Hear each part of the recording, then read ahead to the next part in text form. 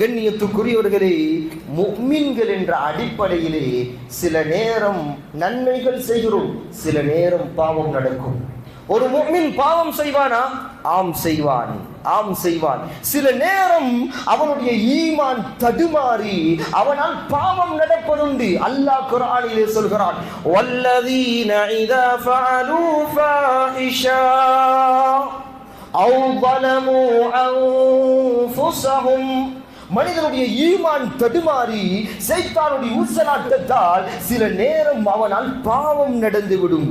அப்படி பாவம் நடந்து முடிந்த உடனே அவனுடைய உள்ளத்திலே யாருடைய பயம் வரும்? யாருடைய பயம் வரும்? என் அன்பு வாலிபர்களே, யாருடைய பயம் வரும்? முஃமின்களுக்கு. ஊர் மக்கள் கண்டுவிட்டார்களா? பெற்றோர்களுக்கு தெரிந்து விட்டதா? நண்பர்களுக்கு தெரிந்து விட்டதா? ஊர் நிர்வாகத்துக்கு தெரிந்து விட்டதா என்றெல்லாம் பயம் வராது. அல்லாஹ் சொல்கிறான், முஃமின்களின் மூலமாக பாவம் நடந்து விட்டால் யாருடைய நினைவு வரும் தெரியுமா?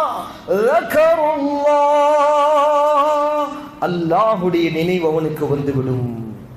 அல்லாஹ் பார்த்து விட்டானே, அல்லாஹ்வுக்கு தெரிந்து விட்டதே என்னுடைய இந்த பாவ செயல், என்னுடைய இந்த குற்றம் தெரிந்து விட்டதே என்ற பயம் வந்துவிடும். அதற்கு பிறகு அவன் என்ன செய்வான் தெரியுமா?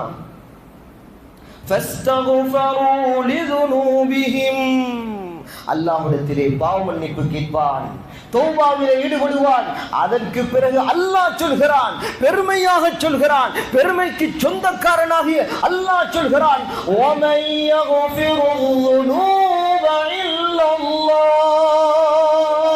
அவருடைய பாவத்தை ரஹ்மானாகிய ரஹீமாகிய இரக்க குணமுடைய நான் மன்னிக்காமல் வேறு யாரப்பா மன்னிக்க போவது என்று அல்லாஹ் பெருமையாக கேட்கிறான்.